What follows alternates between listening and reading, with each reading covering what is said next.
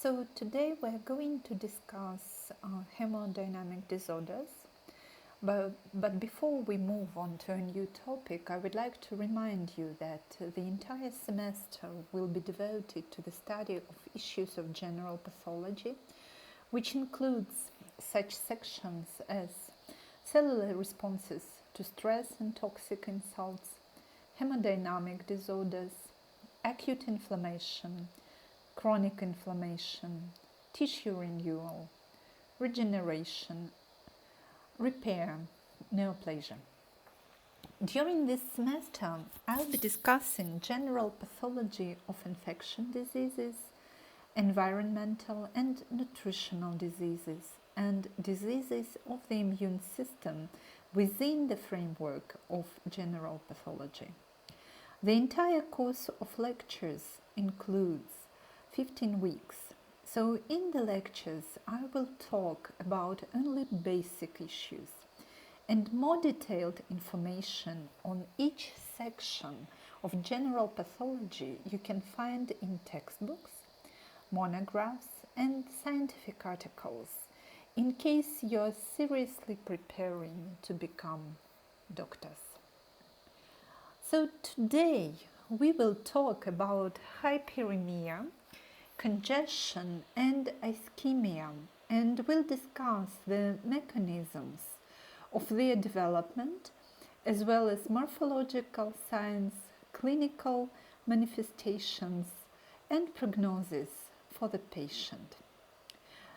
Hemodynamic disorders are disturbances involving hemodynamics and the maintenance of blood flow, and they are divided into 3 groups: disorders of blood filling, including hyperemia and ischemia, vessel wall permeability derangement, including hemorrhages, bleeding, plasmorrhagia, and blood rheological properties.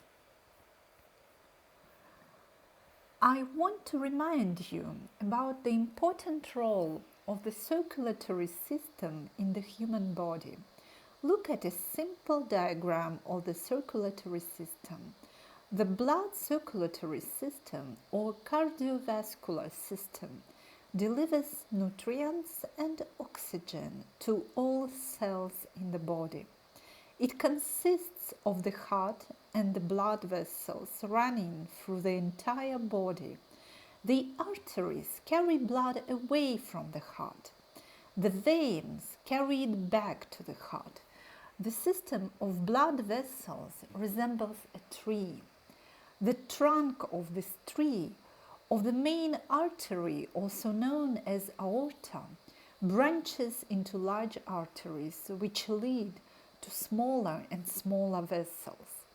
The smallest arteries end in a network of tiny vessels known as the capillary network. There isn't only one blood circulatory system in the human body, but 2, which are connected. The systemic circulation provides organs, tissues, and cells with blood so that they get oxygen and other vital substances. The pulmonary circulation is where the fresh oxygen we breathe in enters the blood. At the same time, carbon dioxide is released from the blood. The health of cells and tissues depends on the circulation of blood, which delivers oxygen and nutrients and removes waste generated by cellular metabolism. Under normal conditions, as blood passes through capillary beds, proteins in the plasma are retained within the vasculature, and there is little net movement of water and electrolytes into the tissue. But with any pathological processes, hemodynamic disorders occur. So let's move on to discussing these conditions. Hyperemia is the first condition we will be talking about. The term comes from a Greek word, hyper, meaning over, and hymen, meaning blood. Hyperemia implies increase of an organ blood filling due to excessive flow of arterial blood. Blood outflow does not change. According to prevalence, hyperemia can be divided into two categories: general hyperemia and local hyperemia. General arterial hyperemia is also consists of several conditions. Polycythemia on the left, mainly characterized by erythrocytosis, increase of erythrocytes quantity. Other disease features include leukocytosis, splenomegaly, microcirculatory symptoms, thrombotic and hemorrhagic risk, and possible leukemic or fibrotic evolution. On the left, you see clinical presentation of severe desquamative dermatitis. On the right is plethora, increase of circulating blood volume and red coloration of skin on the face. Both conditions are extremely rare. Active hyperemia is the increase in organ blood flow that is associated with increased metabolic activity of an organ or tissue. As it was mentioned earlier, according to prevalence, hyperemia is classified into general hyperemia and local hyperemia. These two types of active hyperemia, physiologic, functional hyperemia, and pathologic hyperemia. And examples of active physiological functional hyperemia are the increase in gastrointestinal blood flow during digestion, the increase in coronary blood flow when heart rate is increased, the increase in cerebral blood flow associated with increased neuronal activity in the brain, high neurovascular hyperemia when the person is blushing. The picture on the left shows that there is a resting flow associated with the basal oxygen consumption of the tissue. As the oxygen consumption increases, there is generally a near-linear increase in blood flow until the vessels begin to achieve a maximally dilated state. Other examples of active physiologic hyperemia include the increase in blood flow that accompanies muscle contraction, which is called functional hyperemia in skeletal muscle. Blood flow increases because the increased oxygen consumption during muscle contraction stimulates the production of vasoactive substances that dilate the resistance vessels in the skeletal muscle. Local pathologic arterial hyperemia can be divided into the following categories: angioneurotic arterial hyperemia, vacator vacuum arterial hyperemia, arterial hyperemia due to arterial venous fistula, collateral arterial hyperemia, arterial hyperemia due to inflammation, hyperemia following anemia. We'll talk about each type of arterial hyperemia, but very briefly, because later we will discuss some types in more details. Angioneurotic hyperemia is observed under vasodilatating nerves irritation or vasoconstrictor nerves paralysis. Skin, mucous tunic turns red, slightly swollen, warm or hot to touch. This hyperemia could occur in certain body parts under innervations failure or sympathetic nervous system nodes failure. For example, same-side face skin redness is observed under Crupus pneumonia. As a rule, this hyperemia passes without a trace. Vacate vacuum hyperemia is caused by atmospheric pressure decline. General vacant hyperemia occurs in divers and pilots as a result of fast change between high pressure and low pressure areas. In such cases, it is combined with gas embolism. An example of local vacate hyperemia is redness in the place of gallipots. Hyperemia due to arterial venous fistula occurs in those cases when, for example, under gunshot wound or tumor injury, joint between artery and vein is formed, and arterial blood overfills venous vessels because of tension difference. Collateral hyperemia occurs because of blood flow hindrance in main artery lumen. On the picture you see the plaque. The lumen is closed with thrombus. In other cases, it can be embolus or artery squeezed with tumor. Blood comes to bloodless portion by collateral vessels, lumen of which is reflex dilated. In case when collaterals insufficiently developed, tissue ischemia or even necrosis develops. Hyperemia due to inflammation is caused by action of biologically active substances, including inflammation mediators, for example, histamine, serotonin. In the place of inflammation, arterioles are dilated after short time reflex spasm of them. Most of all, it relates to post-capillaries and venous lumens, local redness and temperature rise.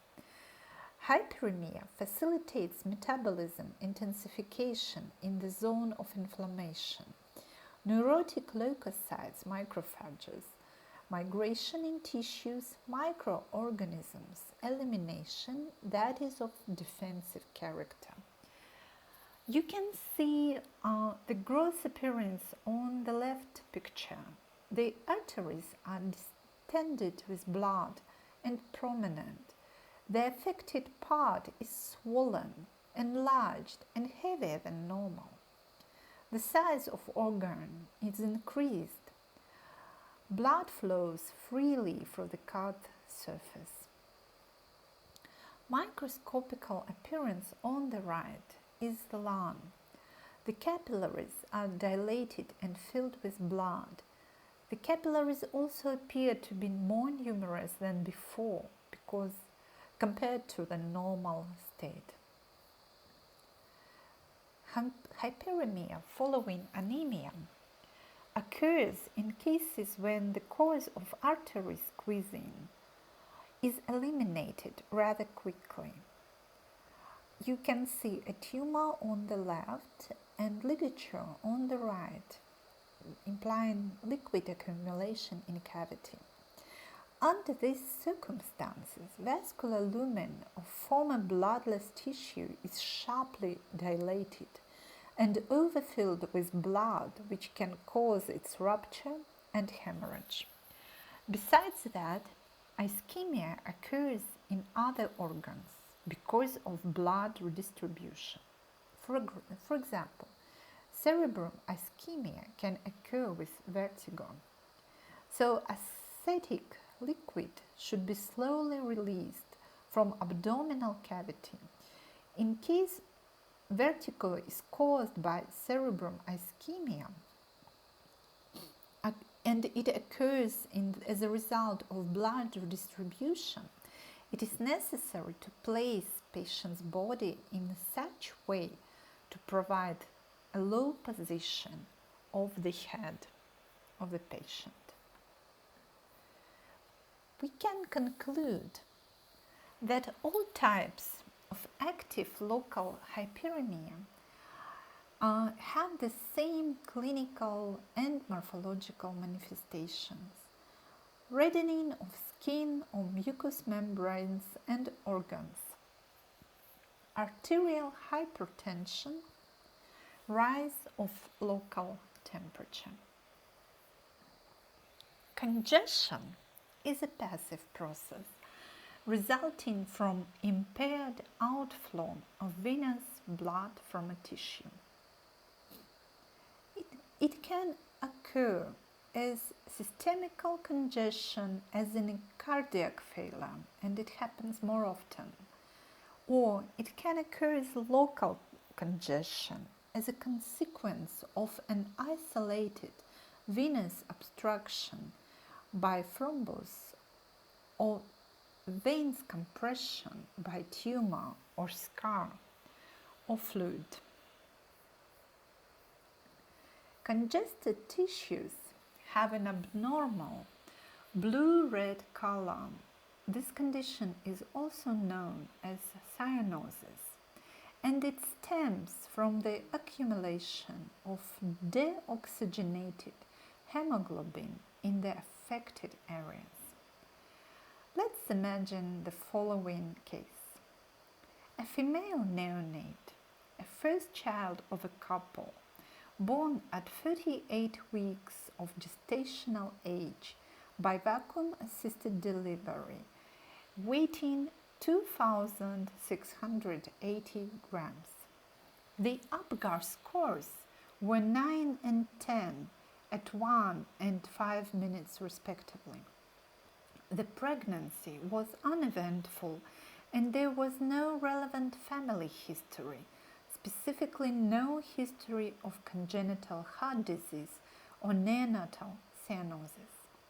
The infant was asymptomatic until 40 hours of life, when neonatal pulse oximetry screening for congenital heart disease detected hypoxemia with saturations of 88 to 89%.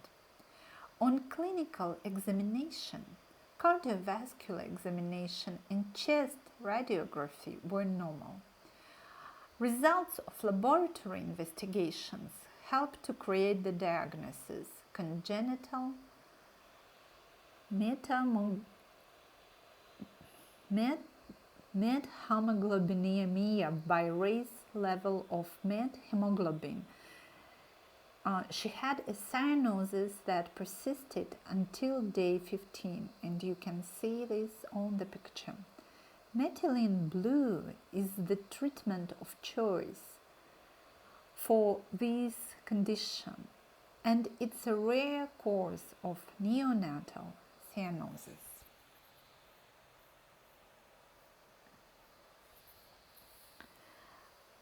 On the slide, you can see the signs of acute congestion. The size of organs is enlarged, organs are solid, the color of tissue is dark red and cyanotic. Two organs have very typical morphological signs of acute congestion on microscopic level: the lung and the liver. Therefore, we'll look at acute pulmonary congestion and acute hepatic congestion. On the left picture, you can see lungs that are distended and red. The reddish coloration of the tissue is due to congestion. Some normal pink lung tissue is seen at the edges of the lungs. Pay attention to the arrows, white arrows on the picture.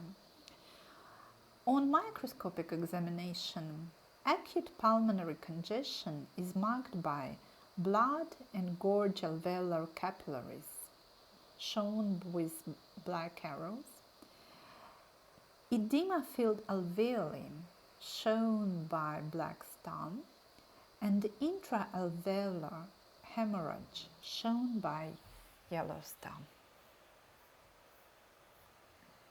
In acute hepatic congestion, the central vein and sinusoids are distended with blood, shown by black stars, and there may even be central hepatocytes drop out due to necrosis. Look at the red star. The periportal hepatocytes, shown by yellow stars, better oxygenated because of their proximity to hepatic arterioles, experience less severe hypoxia and may develop only reversible fatty change. A different picture is characteristic of chronic congestion. In long-standing chronic congestion, inadequate tissue perfusion and persistent hypoxia may lead to parenchymal cell death and secondary tissue fibrosis, and the elevated intravascular pressures may cause edema or sometimes rupture capillaries, producing focal hemorrhages. In chronic pulmonary congestion, the septa or alveolar wall become thickened and fibrotic, and the alveolar spaces contain numerous pigmented macrophages laden with hemosiderin heart failure cells derived from phagocytized red cells. On gross examination on your left, the central regions of the hepatic lobules are red-brown and slightly depressed owing to cell loss and are accentuated against the surrounding zones of uncongested tan, sometimes fatty liver, that is also known as nutmeg liver.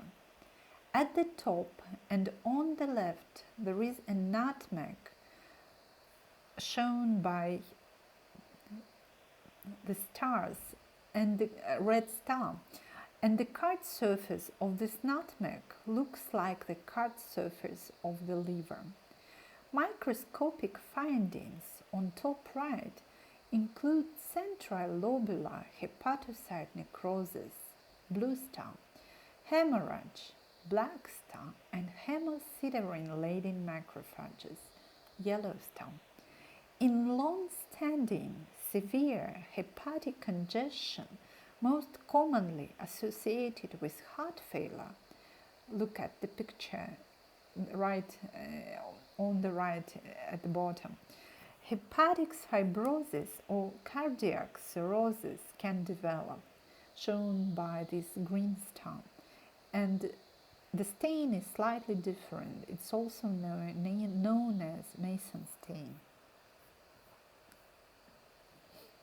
Edema is an accumulation of interstitial fluid within tissues. Extravascular fluid can also collect in body cavities, such as the pleural cavity, and this is known as hydrothorax. On a standard chest X-ray, a pleural effusion appears as an area of whiteness.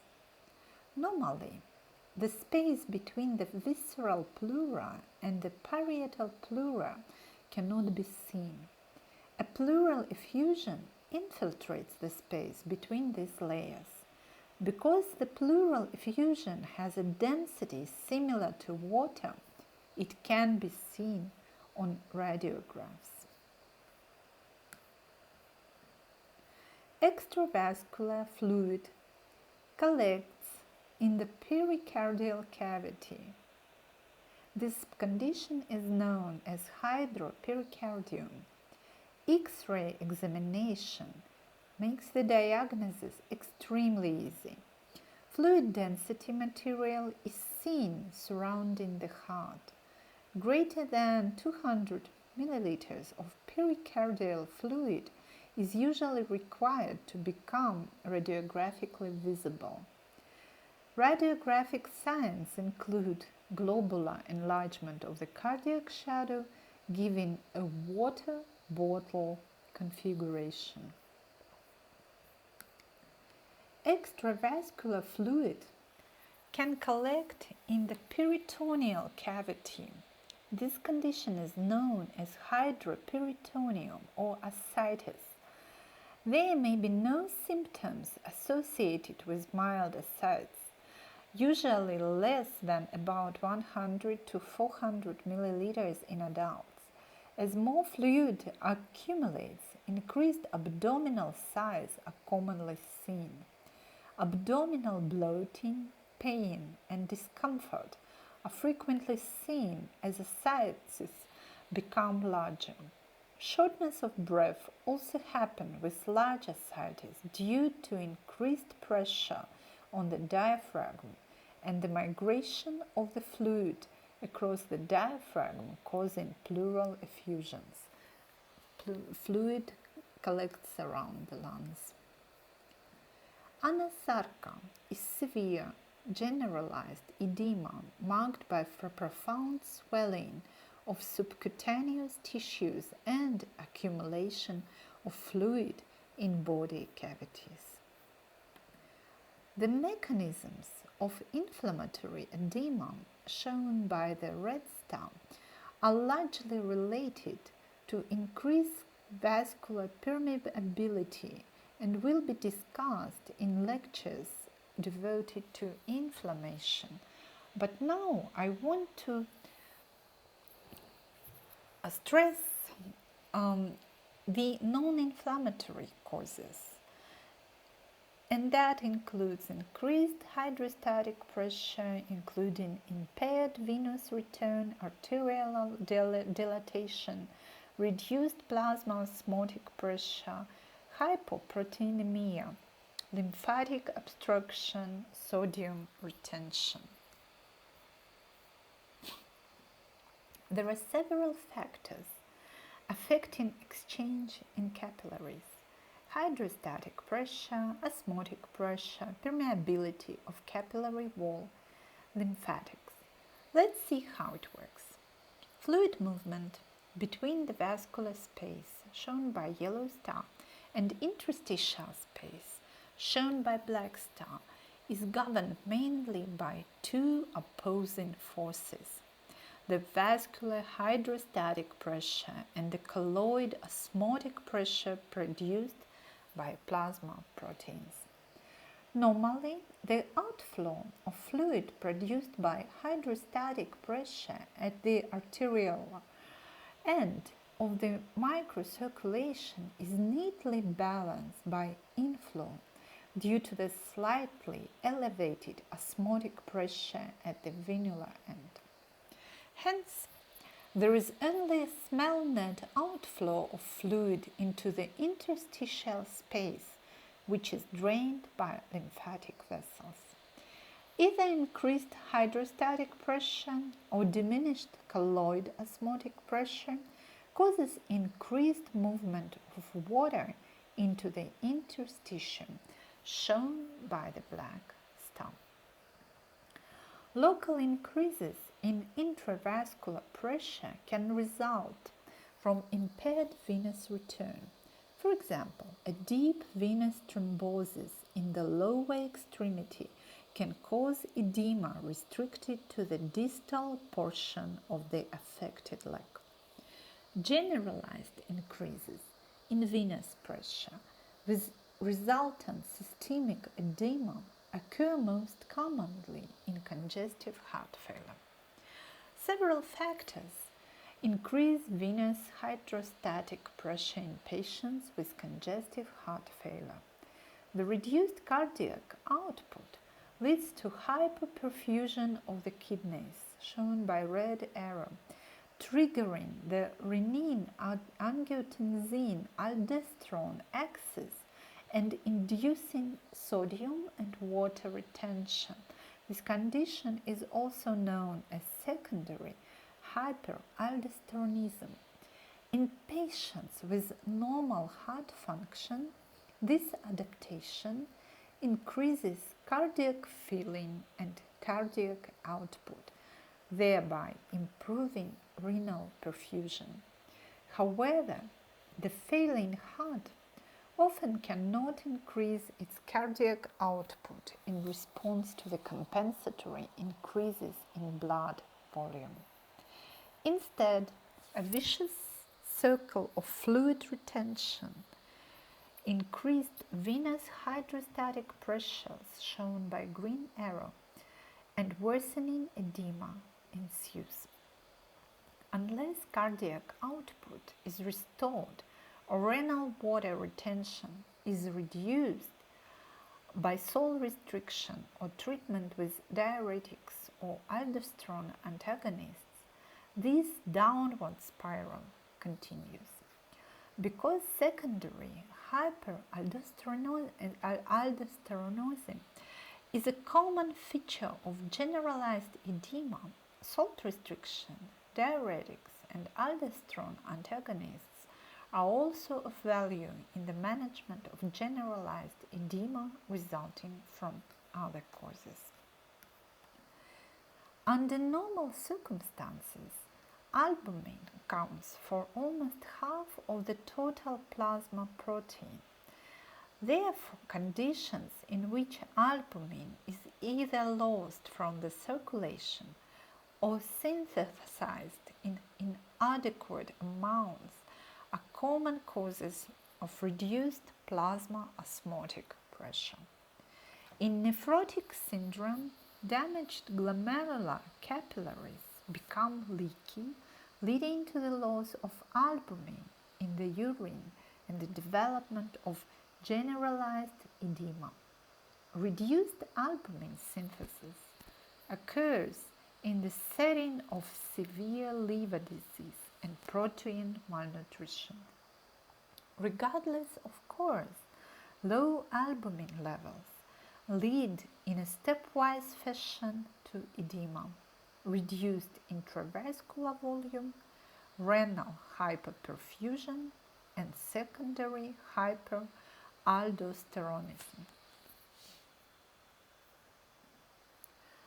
Morphologic manifestations of edema can involve any tissue.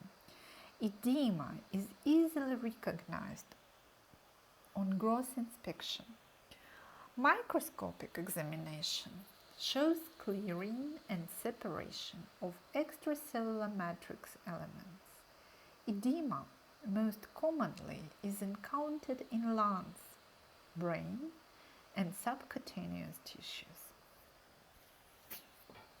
Pulmonary edema occurs when the lungs often are 2 to 3 times their normal weight, and sectioning reveals frothy, sometimes blood-tinged fluid consisting of a mixture of air, edema fluid, and extravasated red cells. Pulmonary edema is a life-threatening condition. The most common cause of pulmonary edema is heart failure. When the heart is not able to pump efficiently, blood can back up into the veins that take blood through the lungs.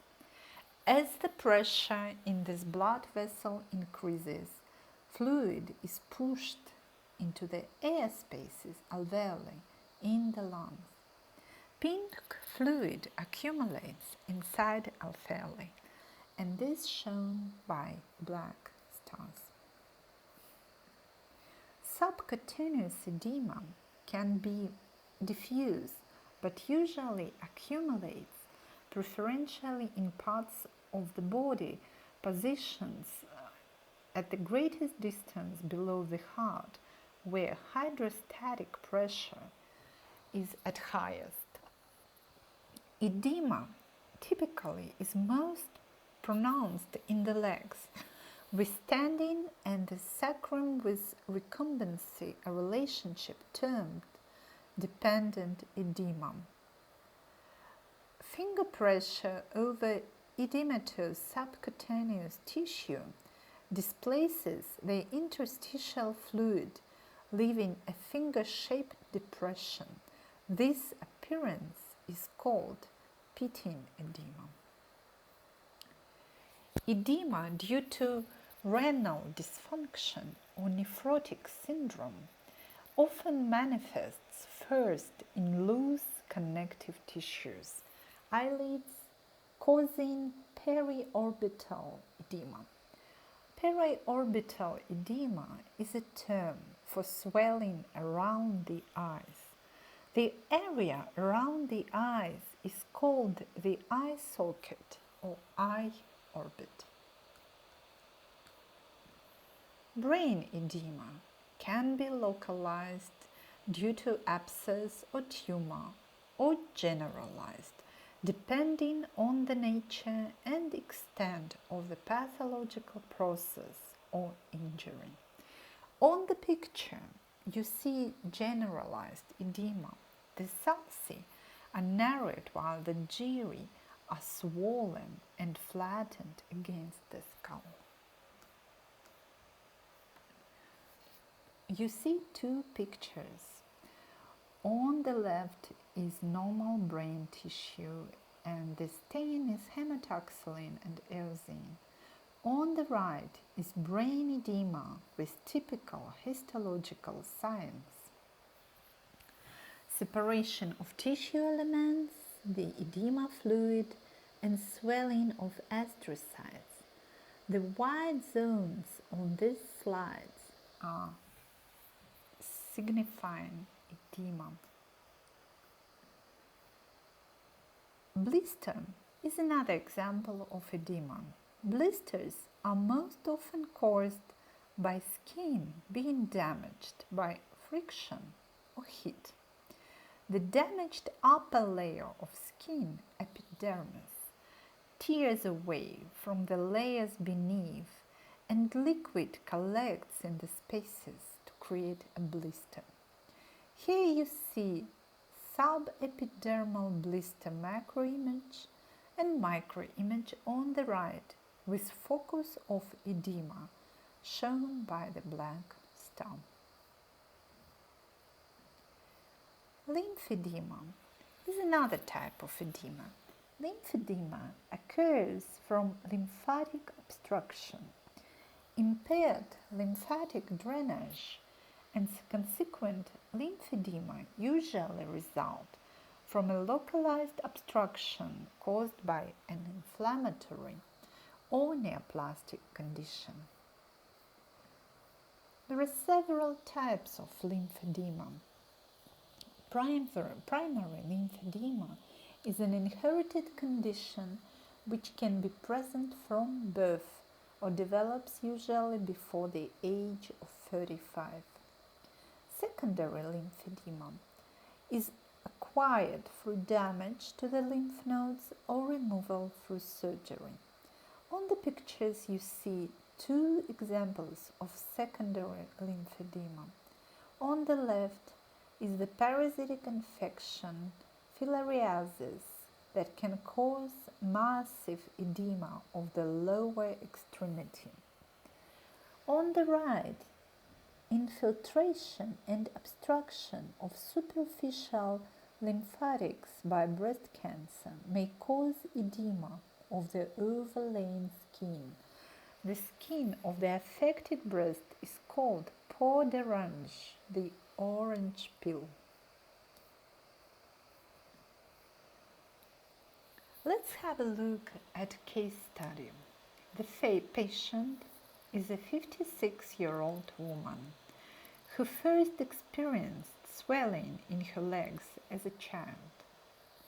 Working as a general operative, she is very active and plays golf each weekend. She presented for her first treatment in May 2014 with heavy swelling to both legs and feet. The patient was diagnosed with primary lymphedema in 1994. In 1997, she had 3 separate vascular surgeries to treat varicose veins. In 2014, she attended an orthopedic surgeon in relation to pain in her feet. An assessment of both legs and feet indicated bilateral lymphedema with varicose veins in upper and lower legs and spider vein clusters in left and right lower legs. Skin is with minimal dryness, however, there are deep creases present on toes, accompanied by heavy swelling. Experiences mild to moderate pain in both legs, as her occupation requires her to stand for prolonged periods of time, and swelling does not reduce overnight or with elevation. The patient was measured for compression glove as she was experiencing pain and swelling in her left hand. Effects of edema may range from merely annoying to fatal. Subcutaneous tissue edema in cardiac or renal failure is important primarily because it signals underlying disease. However, when significant, it can also impair wound healing or the clearance of infection. Pulmonary edema can cause death by interfering with normal ventilatory function. Not only does fluid collect in the alveolar septa around capillaries and impede oxygen diffusion, but edema fluid in the alveolar spaces also creates a favorable environment for bacterial infection. Brain edema is serious and can be rapidly fatal. If severe, brain substance can herniate, extrude through, for example, the foramen magnum of the brainstem vascular supply can be compressed. Either condition can injure the medullary centers and cause death. Let's have a look at the second case study. The patient is 60-year-old female, presented to the emergency department with acute onset shortness of breath. Symptoms began approximately 2 days before and had progressively worsened with no associated aggravating or relieving factors noted. She had similar symptoms approximately 1 year ago with an acute chronic obstructive pulmonary disease, COPD, exacerbation requiring hospitalization. She uses BiPAP ventilatory support at night when sleeping and has requested to use this in the emergency department due to shortness of breath and wanting to sleep. The patient denies fever, chills, cough, wheezing, sputum production, chest pain, palpitations, pressure, abdominal pain, abdominal distension, nausea, vomiting, and diarrhea. She does report difficulty breathing at rest, forgetfulness, mild fatigue, feeling chilled requiring blankets, increased urinary frequency, incontinence, and swelling in her bilateral lower extremities that is new onset and worsening. Subsequently, she has not ambulated from bed for several days except to use the restroom due to feeling weak, fatigued, and short of breath. Her family history includes significant heart disease and prostate malignancy in her father. Social history is positive for smoking tobacco use at 30 pack years. She quit smoking 2 years ago due to increasing shortness of breath. She denies all alcohol and illegal drug use. Past medical history is significant for coronary artery disease, myocardial infarction, chronic obstructive pulmonary disease, hypertension, hyperlipidemia, hyperthyroidism, diabetes mellitus, peripheral vascular disease, tobacco usage, and obesity. Past surgical history is significant for an appendectomy, cardiac catheterization with stent placement, hysterectomy, and nephrectomy. The physical exam shows the heart rate of 74 beats per minute, implying tachycardia, respiratory rate that shows shortness of breath, blood pressure showing hypotension, body mass index implying obesity, and saturation demonstrating a normal condition.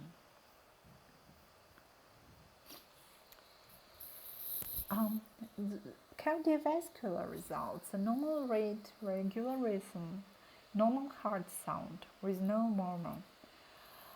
2+ pitting edema, bilateral lower extremities, and strong pulses in all 4 extremities. Initial evaluation included complete blood count, comprehensive metabolic panel, creatinine kinase and troponin 1, brain natriuretic peptide, electrocardiography, and chest X-ray. You can see the result of echocardiogram. The left ventricular systolic function is normal. The left ventricular cavity is borderline dilated. The pericardial fluid is collected primarily posteriorly, laterally but not apically. There appeared to be a subtle, early hemodynamic effect of the pericardial fluid on the right-sided chambers by way of an early diastolic collapse of the array RV and delayed RV expansion until late diastole. Dedicated tamponade study was not performed. Estimated ejection fraction appears to be in the range of 66 to 70%. The left ventricular cavity is borderline dilated. The aortic valve is abnormal in structure and exhibits sclerosis. The mitral valve is abnormal in structure. Mild mitral annular calcification is present. There is a bilateral thickening present. Trace mitral valve regurgitation is also present. The X-ray examination demonstrated tiny bilateral pleural effusions shown by the blue stars, pericardial effusion, coronary artery calcification, some left lung base atelectasis with minimal airspace disease. The pulmonary findings of diffuse edema and bilateral pleural effusions can be explained by the cardiac dysfunction. The CT chest without contrast was mainly obtained to evaluate left hemithorax, especially retrocardiac area. Analysis of complete blood count demonstrated by mild anemia. The level of hemoglobin was slightly decreased. The white blood cells and platelet counts were normal.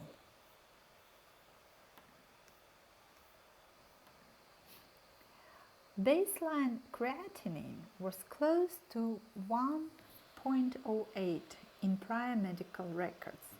Comprehensive metabolic panel showed level of creatinine as 1.8 in the emergency department. Aggressive diuresis was attempted. As a result, her creatinine increased initially, but improved on repeated evaluation, and the patient had a new baseline creatinine of 1.6.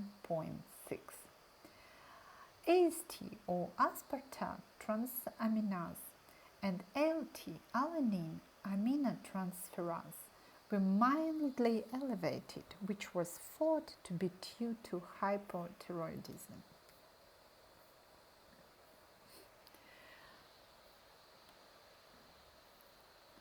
According to clinical manifestations and results of laboratory tests, the final diagnosis was mixed edema.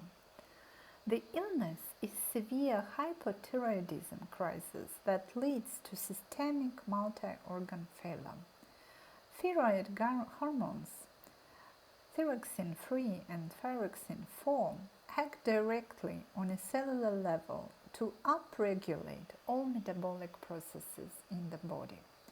The deficiency of thyroxine-3 and thyroxine-4 is characterized by systemic decreased glucose utilization along with increased production of osmotically active mucose polysaccharide protein complexes into peripheral tissues, resulting in diffuse edema. The prognosis for the patient of mixed edema is a medical emergency. With proper and rapid diagnosis and initiation of therapy, the mortality rate is still high as 25 to 50%. The most common cause of death is due to respiratory failure. The factors which suggest a poorer prognosis include increased age, persistent hypothermia, bradycardia. This was the last slide for today's lecture. Thank you for your attention.